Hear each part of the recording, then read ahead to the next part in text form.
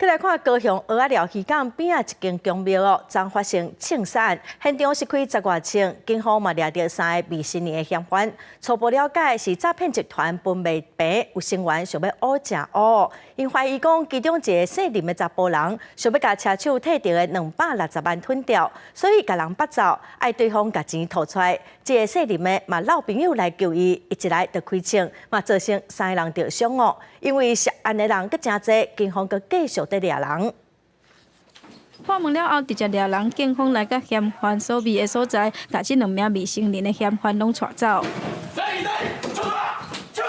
连同另外一个叫人抓人的5成组嫌在内，3个人拢是未成年，拢是做诈骗。主嫌怀疑互抓走的年轻男子有可能要私吞260万，经过车手提领的款项，甲人为灵雅区的舞厅掠去有地缘关系的蚵仔寮渔港附近。年轻男子敲互朋友，伊的朋友一到公庙就直接来开枪，倒伫来帮5嫌斗骹手的2名男子，还佫有无辜的庙公拢着枪。引发纠纷的这260万呢？那我们初步了解呢，是他们过去共同在实施这个诈骗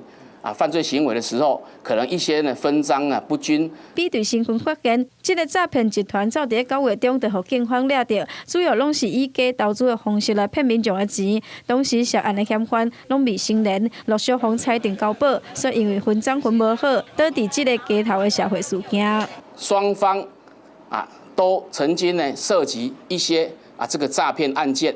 那在我们侦审之后呢，有一些获得这个法院的交保，所以本案呢，我们专案小组会建请地检署向这个法院呢申请呢这个预防性羁押。警方初估16个人涉案，不过怀疑佫有其他的人嘛牵涉在内。除了要继续抓伫咧在逃的嫌犯，佫有对这个枪支的来源，嘛要查这个幕后的金主，而且检察官先甲嫌犯拢总成案。记者王刘婷、柯正俊高雄报道。